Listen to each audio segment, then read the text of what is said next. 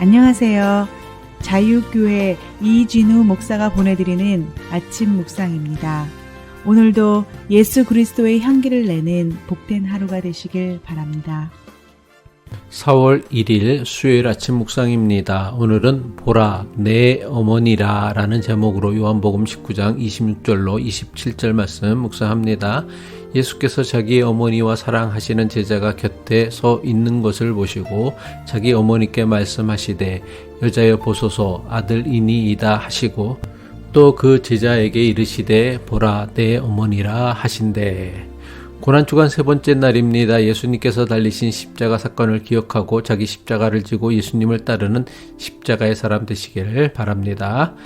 골고다 언덕, 죽음의 그림자가 짙게 깔린 그곳에서 예수님은 마지막 숨을 몰아쉬며 세상을 향해 7마디의 말씀을 남기셨습니다. 흔히 가상칠언이라 불리는 이 말씀들은 인류를 향한 가장 처절하면서도 아름다운 예수님의 유언과도 같은 말씀입니다. 오늘은 그 세 번째 말씀을 묵상하려고 합니다.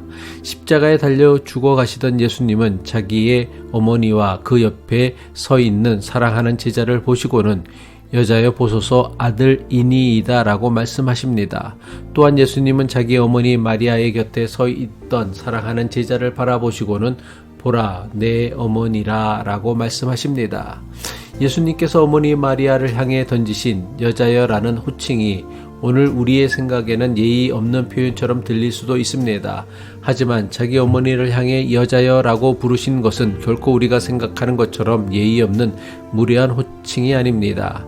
예수님께서 자기 어머니 마리아를 여자여 라고 부르신 것은 어머니와의 관계를 사적인 혈연 관계에서 공적인 신앙 공동체의 관계로 확장하신 것입니다. 여자여라는 예수님의 호칭은 혈연의 시대를 넘어 믿음으로 맺어지는 새로운 세계가 시작되고 있음을 알리는 것입니다. 그렇다면 예수님께서 자기 어머니 마리아에게 아들이라고 하신 사랑하는 제자는 누구일까요? 교회의 전통으로는 요한복음을 기록한 사도 요한으로 알려집니다. 하지만 성경은 의도적으로 그의 이름을 밝히지 않았습니다. 이것은 이 제자가 특정 개인이 아니라 시대를 넘어 예수님을 사랑하여 그 곁을 지키는 모든 그리스도인을 대표하기 때문입니다. 여기서 우리는 예수님이 제안하신 새로운 돌봄의 방식에 주목해야 합니다. 전통적인 가부장 사회에서 아들이 죽으면 어머니에 대한 돌봄은 친족 남성이 책임지는 것이 법이었습니다. 하지만 예수님은 혈연 관계가 전혀 없는 제자에게 어머니를 맡기십니다. 동시에 어머니 마리아에게도 이 제자를 아들로 받아들이라고 말씀하십니다.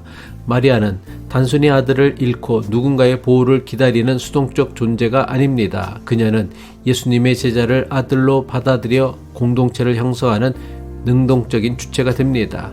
십자가 아래에서 두 사람은 서로의 상처를 보듬으며 새로운 가족을 탄생시킨 것입니다. 서로의 존재를 통해 새로운 힘을 얻는 공동체, 이것이 예수님이 꿈꾸신 교회의 원형입니다. 조국을 떠나 타국 땅에서 살아가는 이민자들에게 가족은 가장 따뜻한 이름인 동시에 가장 아픈 단어이기도 합니다. 한국에 계신 부모님을 향한 그리움과 죄책감은 우리 마음 한구석에 늘 무겁게 자리 잡고 있습니다.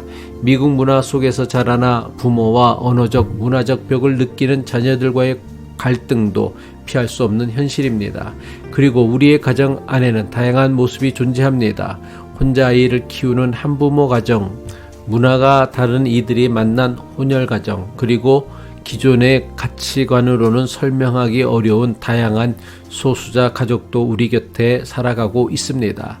안타깝게도 교회는 오랫동안 정상가족이라는 이름으로 선을 그어왔습니다.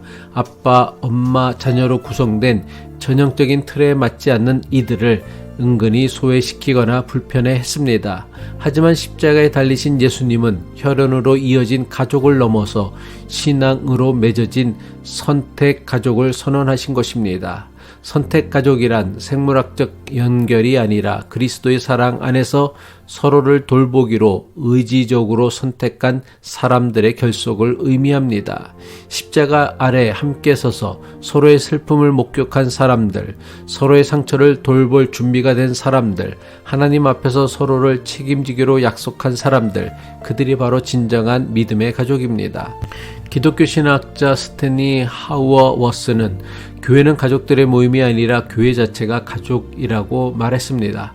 이것은 교회는 생물학적 가족을 대체하는 것이 아니라 모든 가족 형태를 초월하는 새로운 가족이 되어야 한다는 것을 의미합니다. 이제 우리는 스스로 질문해야 합니다. 우리 교회가 어떤 가족을 꿈꾸고 있습니까? 혈연과 국적과 언어가 같아야 우리 가족입니까? 아니면 다른 피부색과 다른 언어, 다른 성적 정체성과 다른 문화 속에서 살아가는 이들까지도 보라 내 어머니라, 보라 내 아들이라 라고 할 수 있는 공동체입니까? 진정한 교회는 십자가 아래에서 가족의 경계를 다시 그리는 곳입니다. 멀리 계신 부모님을 대신해 교회 어르신들의 손을 잡아드리고 부모의 손길이 부족한 아이들에게 영적인 부모가 되어주는 곳입니다. 디트리트 보네퍼 목사님은 그리스도인은 오직 예수 그리스도를 통해서만 다른 사람에게 다가갈 수 있다라고 했습니다. 피 한 방울 섞이지 않은 우리가 서로를 가족으로 부를 수 있는 근거는 무엇입니까? 십자가 위에서 우리를 새로운 가족으로 묶어주신 예수 그리스도이십니다. 십자가에서 예수님께서 보여주신 것은 배제가 아니라 확장입니다. 경계 긋기가 아니라 품기입니다. 판단이 아니라 돌봄입니다. 예수님의 십자가는 단절의 자리가 아니라 연결의 자리입니다. 절망의 끝에서 새로운 관계가 시작된 곳입니다. 우리 교회가 이 시대의 십자가 아래에서 상처 입은 모든 이들을 그리스도의 사랑 안에서 서로를 책임지는 하나님 나라의 새로운 가족이 되기를 소망합니다. 함께 기도하겠습니다. 모든 이의 아버지요 어머니 되신 하나님, 가장 고통스러운 십자가 위에서 예수님은 우리에게 새로운 가족을 만들어 주셨습니다. 혈연이 아니라 선택으로, 배제가 아니라 돌봄으로 맺어진 새로운 가족을 세우셨습니다. 우리 교회가 외로운 이들에게는 따뜻한 품이 되게 하시고 세상의 기준에 맞지 않아 소외된 이들에게는 안전한 안식처가 되게 하옵소서. 십자가 아래 함께 서서 서로를 돌보는 하나님 나라의 새로운 가족으로 살아가게 하옵소서. 우리에게 새로운 가족의 신비를 가르쳐 주신 예수 그리스도의 이름으로 기도드립니다.